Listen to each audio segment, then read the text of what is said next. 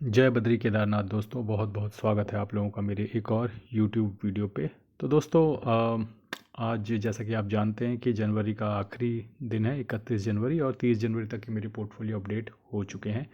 तो चलिए बिना किसी देरी के शुरू करेंगे वीडियो को, लेकिन उससे पहले बस एक रिक्वेस्ट कि जितना हो सके मेरे वीडियो को लाइक, शेयर और सब्सक्राइब करें, और कमेंट ज़रूर कीजिएगा वीडियो पे। चाहे कुछ भी कीजिएगा, अच्छा कीजिएगा, बुरा कीजिएगा, वो आपकी इच्छा है, प्लीज़ कमेंट जरूर कीजिएगा। तो चलिए शुरू करते हैं। तो कल मेरे को इंड मनी ऐप के म्यूचुअल फंड पोर्टफोलियो में लगभग 1121 रुपये का मुनाफा हुआ है। मुनाफा बढ़ के 19,000 हो चुका है। इन्वेस्टेड वैल्यू 9,28,000, करंट वैल्यू 9,48,000 है। लगभग 2% का रिटर्न है।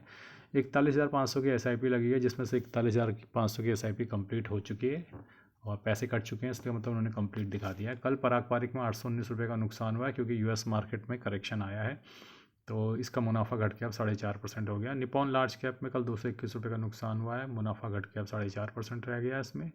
ICICI लार्ज कैप में 399 का नुकसान हुआ है। मुनाफा घट के अब 0.5% रह गया है। कोटक मिड कैप में कल 146 रुपये का मुनाफा हुआ है। 3% का मुनाफा है इस फंड में। एडलवेस स्मॉल कैप में 305 रुपये का गेन हुआ है। लगभग 2% के मुनाफे में है ये। तो स्मॉल कैप जो मेरे पास है, उनमें सबसे बेहतरीन परफॉर्मेंस एडलवेस स्मॉल कैप की है। तो अपने इनबॉक्स में चेक कीजिए कि आपके पास एडलवेस स्मॉल कैप है या नहीं। HDFC मिड कैप ने कल 194 रुपीज़ का गेन दिया है। लगभग 7.25% का रिटर्न दे रहा है ये।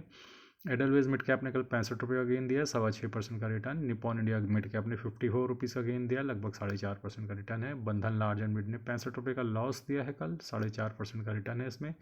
इन्वेस्को मिड कैप ने 17 रुपये का गेन दिया, लगभग 0.2% का रिटर्न है। Invesco India large and mid ने 46 रुपीज़ का लॉस दिया है, नो प्रॉफिट नो लॉस पे। Bank of India small cap ने 246 रुपये का गेन दिया है, लगभग 4% के लॉस में है।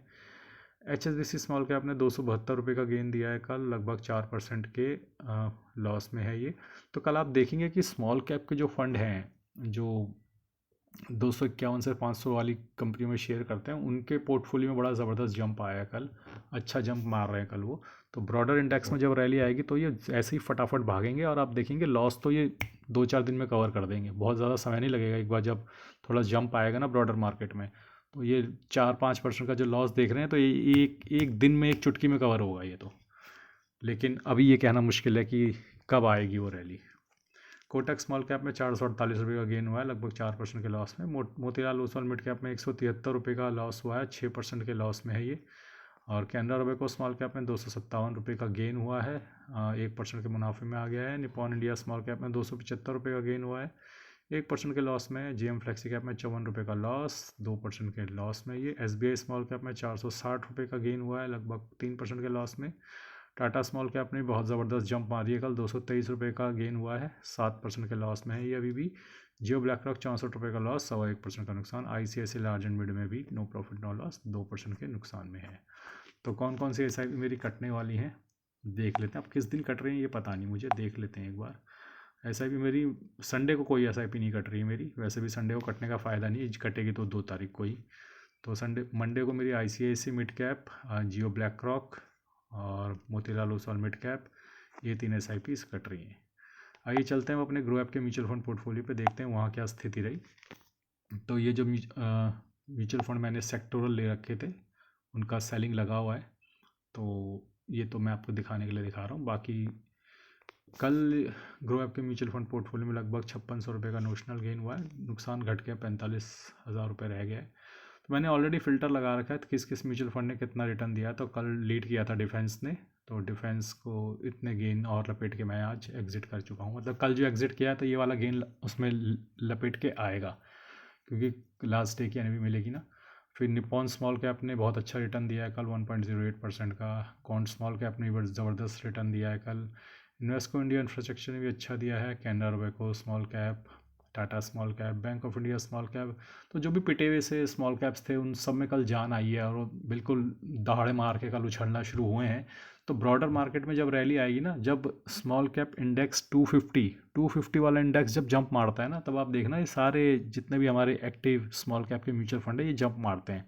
तो फोकस हमेशा 250 वाले इंडेक्स पे रखा करो। वो जब उछलता है तो मतलब अधिकतर स्मॉल कैप फंड उछलेंगे उस दिन। कॉन्ट मिड कैप में भी जंप आया है कल, which is surprise. Mid cap में अच्छा जंप मारा है इसने, इंडेक्स से तो बहुत ऊपर मारा है। बंधन स्मॉल कैप में भी जंप आया है। HDFC मिड कैप तो एवरग्रीन है ही, Kotak mid cap evergreen. Quant large and mid cap ने जंप मारा है कल। Which is a surprise. Nippon India power, Edelweiss mid cap ने भी जंप मारा है, HSBC large and mid, Nippon India growth, HDFC large and mid, और कुछ जो बड़े बड़े फंड हैं उनमें गिरावट रही है, और विच वाज एक्सपेक्टेड, और कुछ सरकारियों में कल गिरावट रही है। तो ये तो थी स्थिति मेरे ग्रो ऐप के म्यूचुअल फंड पोर्टफोलियो की दोस्तों। अब चलते हैं अपने FIDI के बाय सेल पे डेटा की। तो FIDI का बाय सेल का डेटा में कल सरप्राइजिंगली हमारे FI जो हैं 2200 करोड़ की कैश में बाइंग करके गए हैं, और जो हमारे DI उन्होंने 601 करोड़ की प्रॉफिट बुकिंग कर ली है। तो उन्होंने भी थोड़ा प्रॉफिट बुक करना था ताकि वो अपने बुक्स में कुछ प्रॉफिट दिखा सके, तो उन्होंने प्रॉफिट लॉक कर लिया है। तो दोस्तों जैसा कि आपको पता है कि कल गोल्ड और सिल्वर में एक एपिक क्रैश आया है, और काफ़ी लोग घबरा गए हैं। अब भले ही हम ये कहें कि भैया इसमें रिकवरी आ जाएगी, 35% गिरा है कल, ठीक है। आनन फानन में कई लोगों ने, जो MCX में ट्रेड करते हैं, उन्होंने सेल भी कर दिया, उनके मार्जिन कॉल्स कट गई हैं। और जो बच्चे कुछ लोग हैं जो ETF वगैरह लेते हैं, वो घबराहट में संडे को ही सेल कर देंगे। अब बात यह है कि अगर ये रिकवरी आ भी गई तो अधिकतर रिटेलर तो बाहर हो जाएंगे, डर के मारे सब बेच देंगे, तो फिर वो फिर से ट्रैपिंग ही हुई एक तरीके से। ये अभी देखो कल $74 तक तो हमने देखा था रात में, फिर बढ़कर $83 तक चला गया था। तो रिकवरी तो आई थी 10-15% की नीचे से, लेकिन समस्या वही है कि अब यहाँ पे बहुत ज़्यादा पैसा नहीं बनने वाला है। अगर आप ये सोच रहे हैं कि जैसा सिल्वर ने पैसा बना के दिया है 2025 में, वैसे ही अब आपको बना के देगा 2026 में, तो आप बिल्कुल गलत सोच रहे हैं। लेकिन फैसला आपका है, पैसा आपका है। अपने फाइनेंशियल एडवाइज़र से सलाह मशवरा कर कर गोल्ड सिल्वर में इन्वेस्ट करें। करेक्शन काफ़ी हद तक आ चुका है, और भी आ सकता है, वॉलेटिलिटी यहाँ पे रहेगी। और 1,30,000 सोने का बोल रहे हैं, 2 लाख सिल्वर की प्रेडिक्शन भी आ रही थी कल।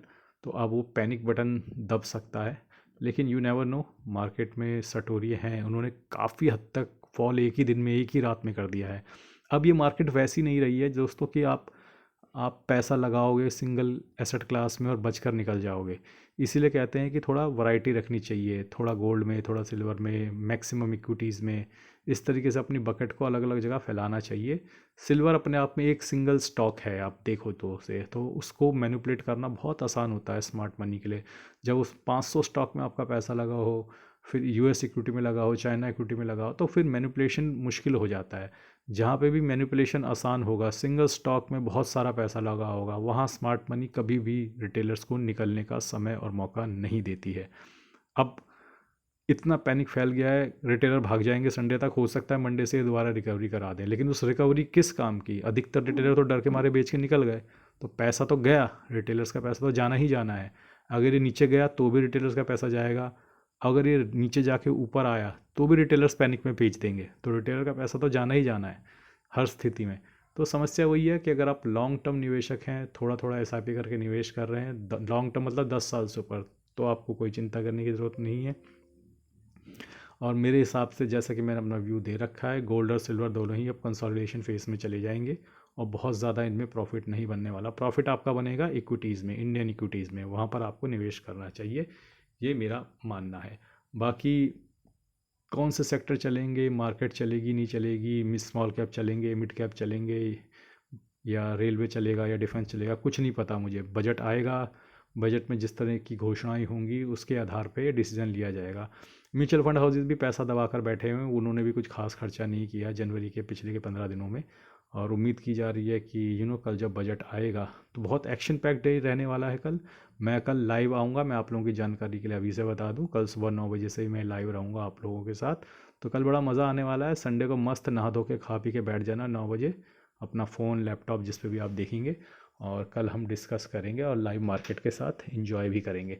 तो अपने लिए तो फुल पिकनिक डे होने वाला है कल, क्योंकि हम तो ऑलरेडी निवेशित हैं। गिर गई तो थोड़ा और निवेश करेंगे, बढ़ गई तो अपना तो निवेश ऑलरेडी है ही। तो आज के लिए बस इतना ही। धन्यवाद, गुड बाय, जय बद्री, जय।